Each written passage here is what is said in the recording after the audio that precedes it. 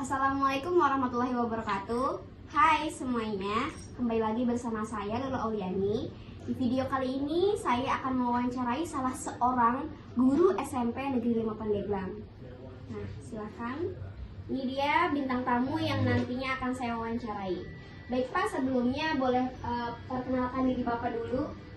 Nama saya Haji Muhammad Nazaruddin, guru PPKN SMP Negeri 5 Pandeglang. Wah, ternyata beliau adalah seorang guru PPKN. Pas banget ya dengan tema kita kali ini. Tema kita kali ini adalah Sumpah Pemuda. Siapa untuk saya wawancarai mengenai Sumpah Pemuda? Insya Allah siap. Oke. Untuk pertanyaan pertama, Bapak, Sumpah Pemuda itu apa sih? Sebenarnya Sumpah Pemuda itu adalah ikrar bersama yang dinyatakan oleh sekelompok pemuda pada saat itu untuk bersatu, ya, artinya bersatu dalam bahasa, bersatu dalam berbangsa, bersatu dalam bernegara untuk menghadapi penjajah atau dalam perjuangan melawan penjajah menuju kemerdekaan Republik Indonesia. Oke. Jadi Sumpah Pemuda itu tanggal berapa ya Pak? Tanggal 28 Oktober 1928. Tahun 1928, berarti sebelum kemerdekaan ya? Jauh sebelum kemerdekaan, para pemuda sudah mengikrarkan diri, sudah mengikatkan diri dan menyatakan bersama dalam bentuk sumpah, untuk bersatu menyatukan seluruh suku bangsa yang ada di Indonesia sebagai bangsa Indonesia dan menyatukan bahasa dalam berbahasa Indonesia. Oh, seperti itu. Sebelum diadakannya Sumpah Pemuda, keadaan di Indonesia itu seperti apa ya Pak? Keadaan Indonesia, kita ketahui bahwa Indonesia itu saat itu masih dijajah oleh Belanda. Nah, memang sistem penjajahannya sudah bergeser kepada sistem penjajahan yang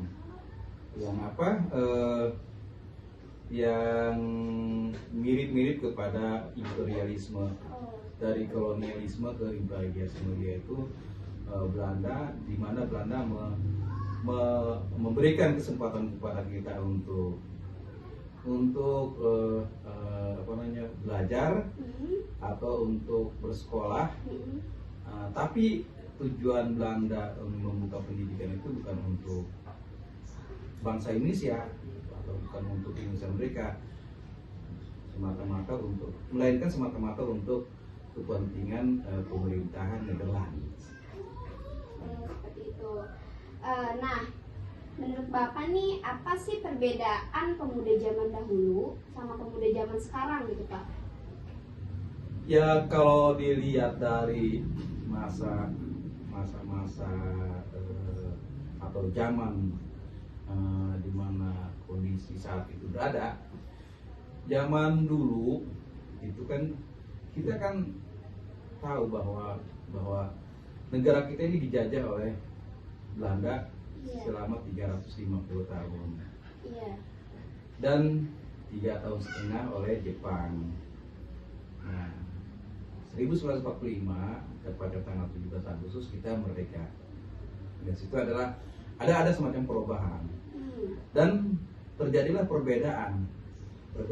Pada saat itu bangsa Indonesia atau pemuda Indonesia itu secara heroik, ya, artinya memiliki jiwa berjuang untuk melepaskan diri dari belenggu penjajah. Nah, sehingga apa? Di dalam darahnya mengalir itu tidak ada lain adalah bagaimana memperjuangkan masyarakat Indonesia atau memperjuangkan negara Indonesia menjadi merdeka. Hmm. Nah, sedangkan zaman sekarang, karena memang sekarang ini sudah merdeka, ya tinggal hasil menikmatinya. Nah, justru budaya itu sudah bergeser dari budaya heroik menuju kepada budaya yang merdeka, yang demokratis, ya, yang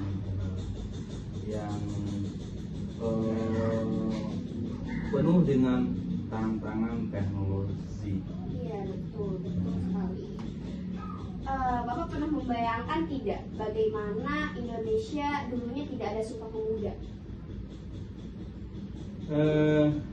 Saya bisa membayangkan apabila tidak ada Sumpah Pemuda, Iya. ya mungkin saat ini Indonesia tidak punya kesatuan bahasa, Iya. atau juga mungkin Indonesia tidak punya kesatuan bangsa. Iya.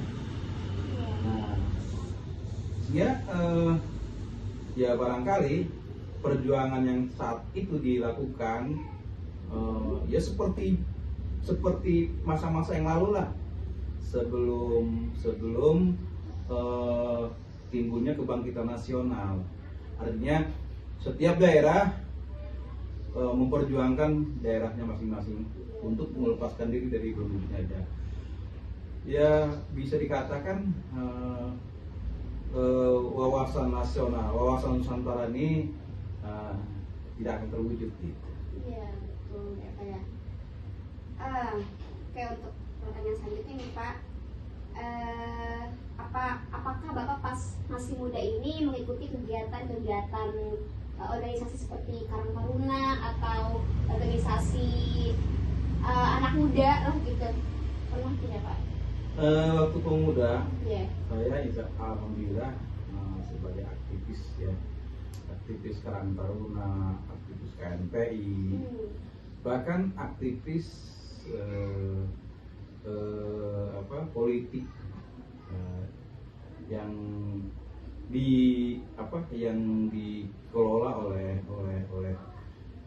kaum muda gitu ya. Gitu.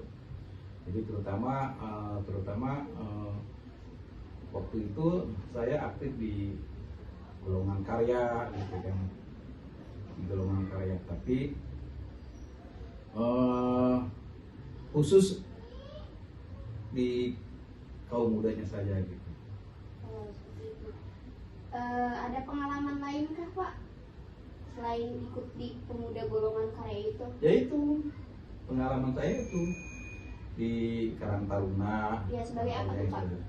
Saya di Karang Taruna pernah sebagai sekretaris tingkat kecamatan, kemudian ketua tingkat kelurahan, tingkat kelurahan.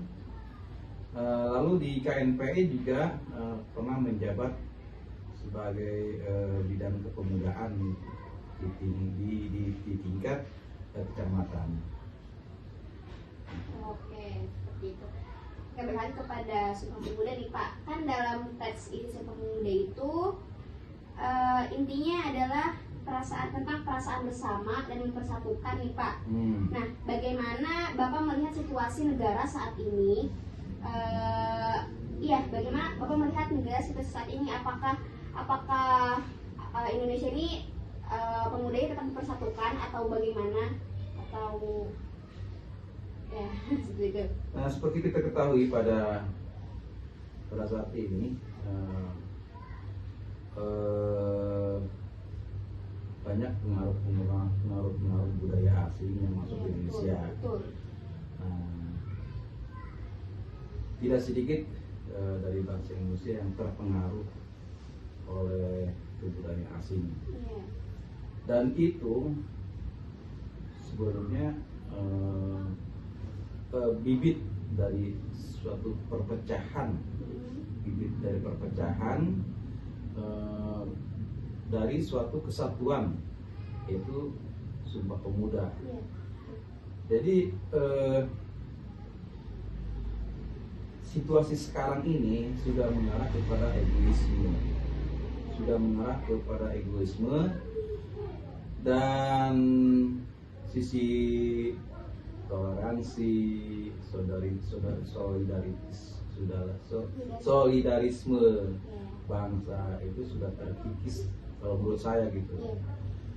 Nah, solusinya menurut saya kita harus menyadari sebagai bangsa Indonesia yang sudah merdeka dan sudah kita perjuangkan bertahun-tahun hingga sampai merdeka dan sampai kita menikmati hasilnya, maka ini harus kita kembalikan kepada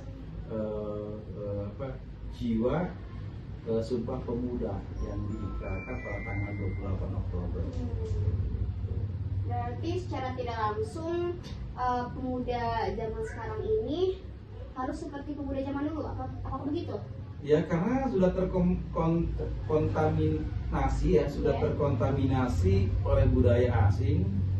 Ya solusinya seperti itu, kita harus menyadari kembali kepada fitrah dari Sumpah Pemuda tanggal 28 Oktober 1928 itu. Oke. Untuk sebelum ke pertanyaan terakhir nih Pak, ada nggak sih makna Sumpah Pemuda yang sangat melekat dalam diri Bapak gitu, sehingga itu menjadikan sebuah motivasi bagi Bapak dalam mempertahankan kemerdekaan Indonesia? Ya sudah pasti itu ya, makna dari Sumpah Pemuda itu sangat besar pengaruhnya ya, dan mempunyai makna yang signifikan gitu. Kenapa? Terbukti dari perjuangan yang dilakukan zaman dulu ya, sebelum 28 Oktober dengan perjuangan yang dilakukan oleh generasi 28 Oktober itu sudah berbeda. Seperti yang saya sebutkan bahwa perjuangan yang dilakukan oleh bangsa Indonesia itu sifatnya kedaerahan atau parosial gitu ya, kedaerahan. Jadi mempertahankan daerahnya masing-masing, tidak memikirkan daerah lain, padahal daerah lain juga itu sebetulnya masih satu wawasan Nusantara gitu. Nah, setelah 28 Oktober itu, karena kita sudah mengikrarkan persatuan bangsa, persatuan bahasa, persatuan budaya, bahwa bangsa kita ini adalah bangsa Indonesia, bahasa Indonesia adalah bahasa Indonesia. Jadi dalam ikatan wawasan Nusantara dari Sabang sampai Merauke itu adalah bangsa Indonesia, itu diperjuangkan secara kebersamaan. Artinya kalau misalnya Pulau Jawa berjuang, bukan berarti hanya diperjuangkan oleh suku bangsa Jawa saja, tapi juga orang Aceh, orang Ida juga dalam wawasan Nusantara sebagai bangsa Indonesia turut memperjuangkan kemerdekaan Republik Indonesia. Nah, ternyata memang berhasil. Kenapa saya katakan berhasil? Ya buktinya perjuangan yang dilakukan oleh bangsa Indonesia sejak itu sampai dengan tahun 1945, tepatnya 17 Agustus 1945, Indonesia meraih kemerdekaan yang sangat berharga. Dan itu adalah suatu prestasi bangsa yang besar nilainya, yang tidak dapat diukur gitu. Nah, itu bukti daripada makna Sumpah Pemuda. Gitu. Ya, wah sangat keren sekali ya jawaban dari salah seorang guru ini, Bapak Haji Muhammad Nazarudin. Oh iya Pak, tolong dong kasih pesan kepada pemuda di Indonesia terhadap bangsa kita ini. Iya. Dari penutup ya teman-teman. Pesannya gini. Iya. Saya sebagai generasi tua ya, artinya ingin menyampaikan pesan kepada generasi muda marilah kita pertahankan kesatuan dan persatuan bangsa ya dalam ruang lingkup wawasan Nusantara. Karena dengan persatuan dan kesatuan bangsa, kita akan menjadi kuat dan kita akan menjadi tangguh dalam menghadapi segala macam tantangan, hambatan, dan gangguan yang datang baik dari luar maupun dari dalam. Itu aja. Terima kasih. Wow, pesan itu sangat bermakna ya, sangat menyadari kita bahwa pentingnya kita sebagai pemuda untuk melanjutkan generasi pahlawan ya, pahlawan pemuda zaman dulu. Oke, saya ucapkan terima kasih kepada Bapak sudah meluangkan waktunya. Semoga selalu sehat dan semoga Bapak tetap semangat ya Pak ya. Saya juga selalu semangat seperti Bapak. Hai teman-teman. Jadi di sesi wawancara kemarin saya sudah mewawancara seorang guru dan sekarang saya akan mewawancara seorang remaja nih yang dia adalah anak organisasi. Jadi kita akan melihat persepsi dari seorang guru dan anak organisasi sekaligus mahasiswa. Jadi tonton videonya sampai akhir ya. Oke, di sini sudah ada narasumbernya. Tolong perkenalkan diri Anda dulu ya Kak. Oke, assalamualaikum warahmatullahi wabarakatuh. Halo semua.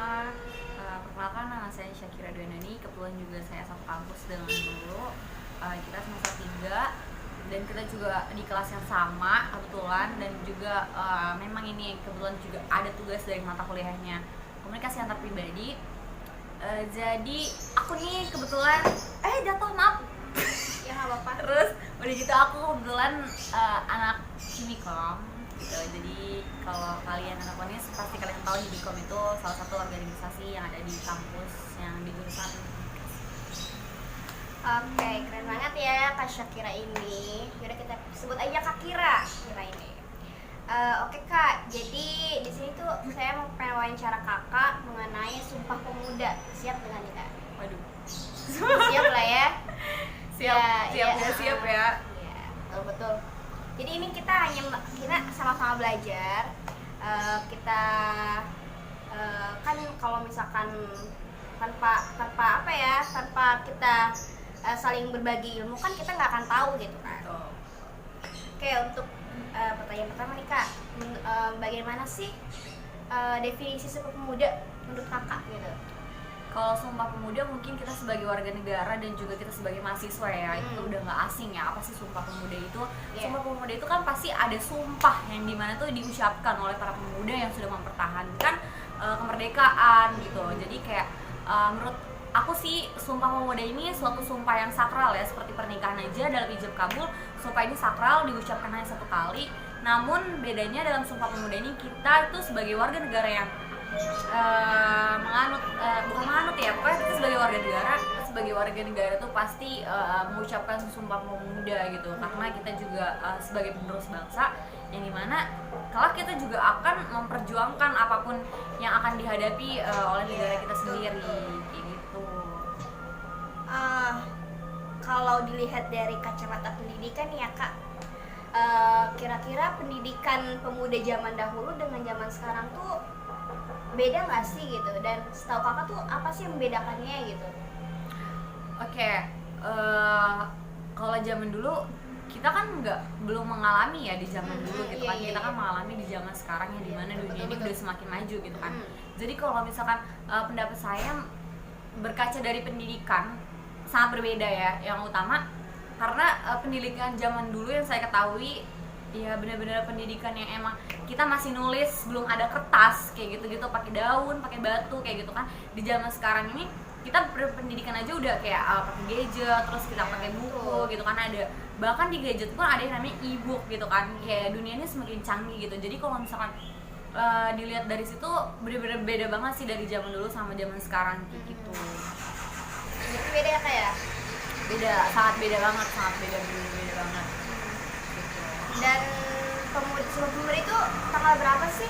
Kalau boleh tahu, itu saya udah tahu ya. Nanti kita mungkin teman-teman takut teman-teman lupa gitu. Iya, Sumpah Pemuda itu tanggal 28 Oktober guys. Kalian harus ingat itu ya. Iya. Tuh, suatu tanggal yang dimana kita tuh harus bener mengingat ya, mengenang juga apa sih yang diperjuangkan dulu sama para pahlawan untuk mencapai di titik dimana kemerdekaan ini sudah terlaksana gitu. Coba kalau misalnya zaman dulu kita masih dijajah dan segala macamnya gitulah, pokoknya kita sekarang ibarat kata kasarnya kita terima jadi gitu. Iya betul, benar ya. Betul.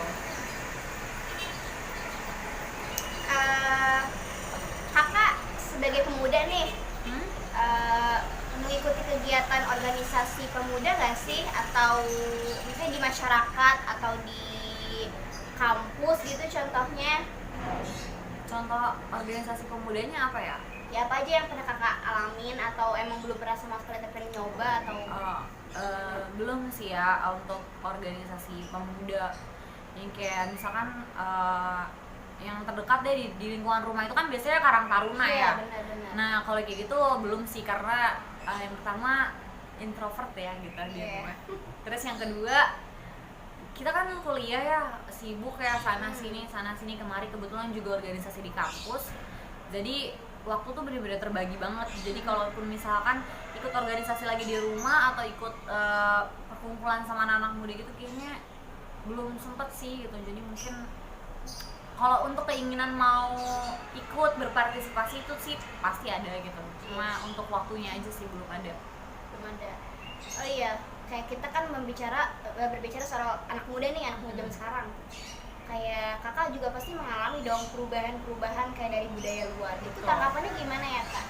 Apakah itu baik untuk akan merusak nilai-nilai sepak muda, atau memang kita sudah mengikuti zamannya, atau bagaimana nih? Gimana Oke, Kakak? ini cocok nih pertanyaannya. Kebetulan menarik banget. Kebetulan saya dapat salah satu mata kuliah yang membahas mengenai imperialisme budaya gitu. Iya. Dimana imperialisme budaya ini paham akan tentang kebudayaan luar yang masuk dengan kebudayaan ke Indonesia sendiri kayak gitu kan. Iya. Jadi kalau menurut saya merusak budaya atau enggaknya pasti merusak. Yes. Namun bagaimana cara kita sebagai warga negara tetap ada dengan kearifan lokal yang ada gitu di negara Indonesia sendiri, karena negara Indonesia sendiri kan memiliki berbagai kebudayaan ya. Iya. Contoh dari budayanya, adat istiadatnya Iya, juga betul. pasti kan berbeda-beda. Kita juga memiliki banyak provinsi yang dimana provinsinya tuh kalau nggak salah 30 berapa ya? 34. Nah Iya. itu 34. Yang dimana kalaupun budaya asing sekarang kan dari imperialisme budaya ini banyak ya. Contohnya misalkan dunia K-pop gitu. Iya, betul. K-pop datang dari Korea ke Iya. Indonesia gitu kan, mengadakan sebuah konser di Indonesia gitu.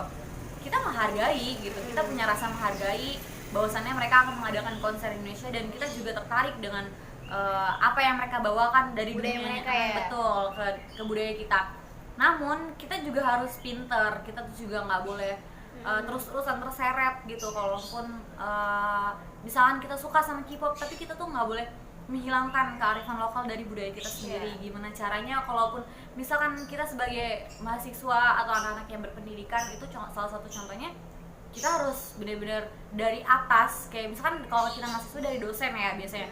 Terus kalau misalkan kayak anak sekolah kan dari guru gitu. Gimana caranya seorang pemimpin itu memberikan menanamkan sikap bahwasannya kayak ini loh, kearifan lokal itu nggak boleh sampai hilang kayak gitu. Contohnya kan kayak sekarang kita kan budaya kita tuh banyak kayak batik kayak gitu kan, itu kan benar-benar masih selalu dipakai. Bahkan orang-orang yang berpendidikan pun, orang-orang kerja masih suka pakai batik gitu, karena ya itu salah satu caranya gitu. Iya sih, betul. Iya sih, kalau kita apa sih namanya, tersadar sih ya. Iya betul. Jadi nggak boleh terlalu mencintai budaya negara lain dan kayak nggak berlebihan gitu ya. Iya. Kita boleh suka nih, tapi kita nggak boleh terlalu fanatik ya. Ala Jadi, kadarnya aja. ala kadarnya. Jadi harus tetap mencintai budaya kita dan negara kita nih Iya. sebagai generasi muda. Betul. Kita tuh pasti punya porsinya gitu. Iya, Contohnya betul. contoh satu lagi, misalkan barang-barang import ya, Mm-mm. ekspor gitu yang dari luar negeri ke sini, datang banyak-banyak brand yang ada di Indonesia. Itu kan sebenarnya bukan brand lokal gitu. Contoh kita sebut saja kayak Converse gitu kan, itu Iya, kan brand dari luar kayak gitu, bukan dari Indonesia sendiri. Tapi gimana caranya kita tuh harus tetap suka gitu sama brand lokal sendiri, karena brand lokal juga nggak kalah bagus kok guys sama brand-brand luar negeri yang sekarang ada di Indonesia. Betul. Tapi nih Kak ya, sepengalaman saya nih sebagai anak muda juga, kadang ada beberapa anak muda yang mereka nggak suka nih pakai baju batik karena alasannya terlalu ketuaan lah segala macam kan. Padahal kayak gitu merupakan apa ya, wujud sebuah apa sih, karya dari maksudnya dari budaya kitanya sendiri gitu loh gitu kan. Kalau misalkan dari anak mudanya aja nggak mau gitu kan, gimana nanti ke bawahnya gitu, gimana generasi selanjutnya. Betul. Itu gimana ya menurut kakak gitu, apakah kakak setuju dengan itu atau tidak gitu? Sebenarnya gini, kalau ditanya kayak gitu sih sebenarnya pasti nggak setuju ya, Iya, karena gimana, motif batik sendiri itu beragam, nggak cuma satu motif yang emang mungkin mereka berpendapatan kayak kalau kesannya pakai batik itu tua banget gitu, padahal sebenarnya tuh nggak banyak motif-motif yang membuat kita semakin elegan gitu. Contoh saya pernah lihat di acara Fashion Week-nya salah satu acara apa itu, ngikutin batik itu benar-benar bagus banget, karena itu bukti nyata bahwa kita tuh cinta sama Indonesia. Iya, jadi iya benar ya. Ya sekarang kan orang-orang udah pinter ya, udah pinter memodelkan, tapi yang tidak mengurangi nilai budaya kita. Betul, gitu. Benar. Nah, kebayang nggak sih, pernah kebayang nggak sih sama kakak kalau kita itu nggak ada Sumpah Pemuda gitu? Wah, kalau nggak ada ya. itu suatu yang apa ya, bukan dibilang jahat ya, tapi nggak ada, kita tuh sebagai yang nggak pernah merasakan penjajahan, Iya, betul. justru kita nggak tahu nih apa sih sumpah apa sih yang mereka tanamkan gitu untuk memperjuangkan Indonesia sendiri. Pasti rasanya kalau misalnya nggak ada Sumpah Pemuda itu, wah kita benar-benar nggak bisa tahu dulunya gimana. Mungkin kita nggak berbahasa Indonesia ya kayak, bener ya? Gitu. Nggak berbahasa Indonesia, nggak berbangsa gitu. Betul. Kita Pasti hidup beda-beda. aja gitu, Masing-masing, bebas gitu iya. ya, bebas ya mungkin. Betul, Nah, masing-masing bener-bener. nggak ada tujuan kemana, dan bener. negara kita pun pasti bakalan hancur Ya gitu kalau nggak bener. pemuda Jadi itu. ya itulah ya kenapa kita harus merayakan, bukan merayakan, memperingati ya. Betul. Memperingati Sumpah Pemuda ya untuk itu, mengenang jasa Para para pahlawan. pahlawan pada saat mereka mengikrarkan sebuah sumpah gitu kan. Betul. Nah, ini kan Sumpah Pemuda nih, apa harus ya orang pemuda aja gitu yang bersumpah gitu? Oh enggak, orang-orang dewasa, anak-anak juga harus ya, terutama anak-anak kecil ya, kita tuh harus bisa menanamkan sejak dini makna nilai gitu kan, karena mereka juga perlu tahu gitu dulunya tuh mungkin orang tuanya yang pernah merasakan penjajahan tuh seperti apa kayak gitu, berjuangnya tuh sampai benar-benar setengah mati, bahkan sampai para pahlawan kecil kan banyak yang mati gitu karena memperjuangkan negara kita sendiri kayak gitu. Berbicara mengenai nilai nih Kak, nilai dari Sumpah Pemuda, apakah kakak sendiri sudah menanamkan nilai tersebut?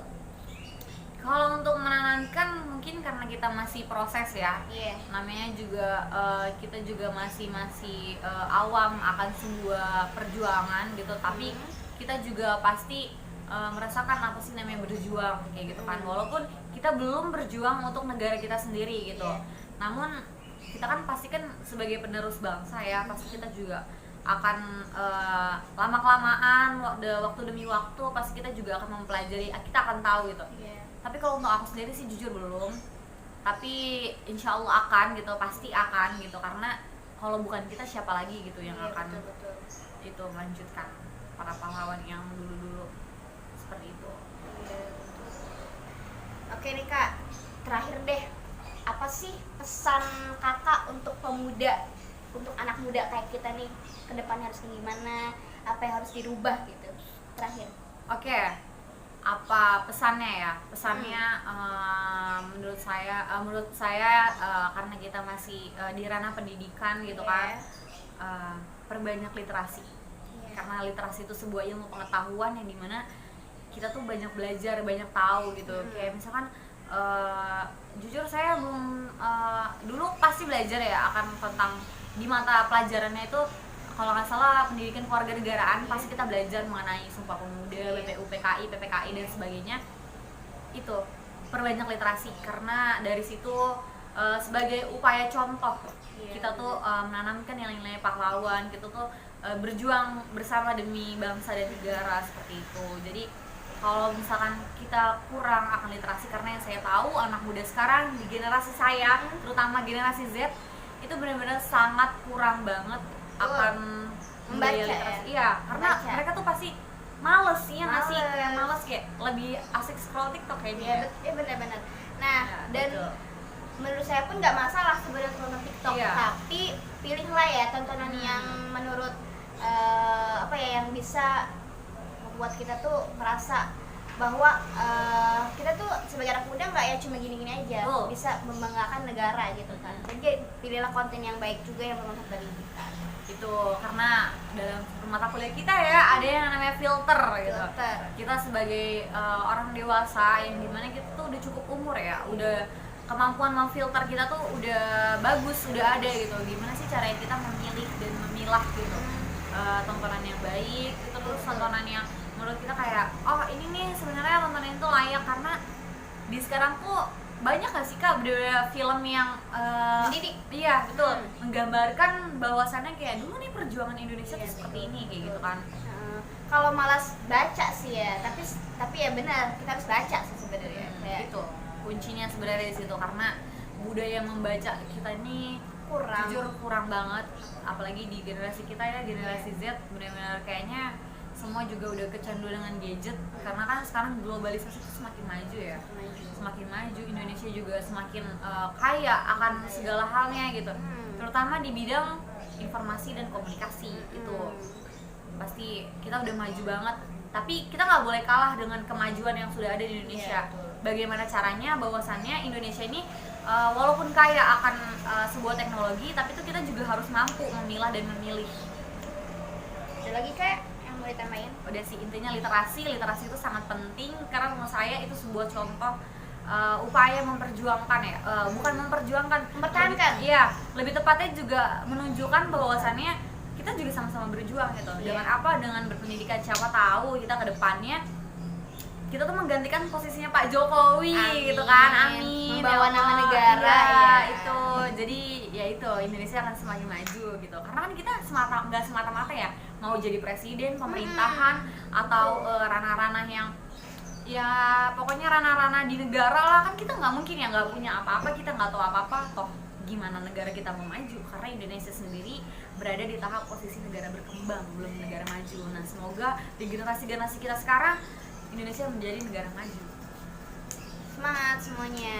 Oke, keren banget ya Kak Syakira ini. Jawabannya bisa dipahami, intonasinya Semoga juga ya, jelas. bisa Jadi dipahami. ya semoga teman-teman yang nonton video ini mendapat manfaatnya banyak ya, karena jangan dilihat dari siapa yang berbicara, Betul. tapi lihatlah apa yang dibicarakan. Betul. Oke, makasih banyak ya Kak sudah menyempatkan waktu untuk Sama-sama. saya wawancara, ngobrol santai sebenarnya Iya. ini.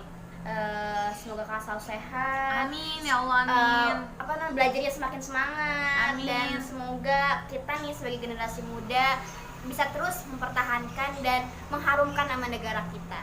Iya betul, karena kalau bukan kita siapa lagi, Betul. guys. Iya betul. Makasih Kak. Ya, Sama-sama. makasih semuanya. Wassalamualaikum warahmatullahi wabarakatuh. Yeah, yeah, yeah, yeah, yeah, yeah. La la la, yeah, la la la, yeah, yeah, yeah, yeah, yeah, yeah.